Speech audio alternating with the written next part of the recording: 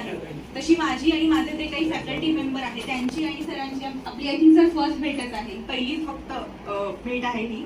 याच्या अगोदर आपले जे फाउंडर प्रेसिडेंट आहेत कुंजीर सर, त्यांच्या तोंडून सरांचं बऱ्याच वेळा नाव ऐकलं होतं आम्ही की अनिल सर येतात आहेत, आणि कारण सरांचे खूप चांगले मित्र आहेत ते.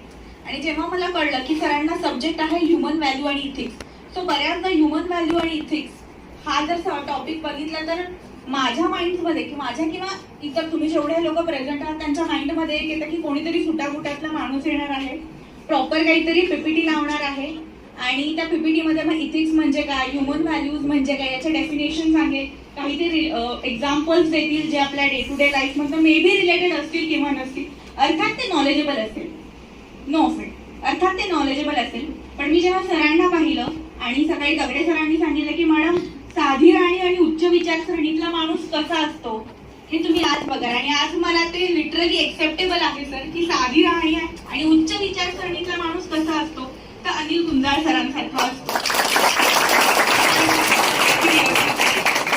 म्हणजे आपण बऱ्याचदा नाटक आणि सिनेमे बघतो, मला माहित नाही किती जण मराठी नाटक बघतात, पण मी खूप मोठी फॅन आहे प्रशांत दामले सरांची आणि नाटकाची. तर मी त्यांचं एक नाटक बघितलं होतं, त्यामध्ये ते नेहमी म्हणायचे की सुख म्हणजे नक्की काय असतं. मला सांगा सुख म्हणजे नक्की काय असतं, काय पुण्य असतं जे घर बसल्या मिळतं. घर बसल्या एका कॉफीमध्ये सुद्धा सुख असतं हे मला आज कळलं. मला असं वाटतं घरी किती जण काम करतात मला माहिती, पण मी सुद्धा खूप कॉफी एडिक्टेड पर्सन आहे. माझी कॉफी बऱ्याचदा कडू होते कारण ती लिटरली स्टर करायची राहून जाते. मला असं वाटतं आज जेव्हा कॉफी घरी जाऊन मी करेल आणि ती कडू झाली तर तेव्हा माझा कदाचित लगेच क्लिक होईल आणि मला सुद्धा आठवेल की अरे म्हणजे स्मित हास्य आल्याशिवाय राहणार नाहीये सर, आणि तुमची आठवण आल्याशिवाय राहणार नाहीये मला.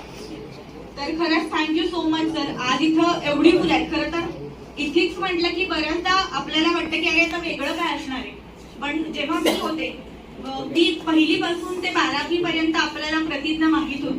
पण आणि जसं मला प्रश्न येतात तसं तुम्हालाही प्रश्न आले असतील की राष्ट्रगीत किंवा वंदे मातरम ठीक आहे, पण प्रतिज्ञा आपल्याला का पाठ करायला लावतात. कारण म्हणून माझा एक सब्जेक्ट होता, आज रादर तो असेल नसेलही सब्जेक्ट, पण मी सुद्धा हा बऱ्याचदा विचार करायचे की कार्यानुभवाच्या अंतर किंवा पीटीच्या अंतर मला नेहमी सर प्रतिज्ञा म्हणायला पुढे आणायला लावायचे आणि मी नेहमी ते विसरायचे.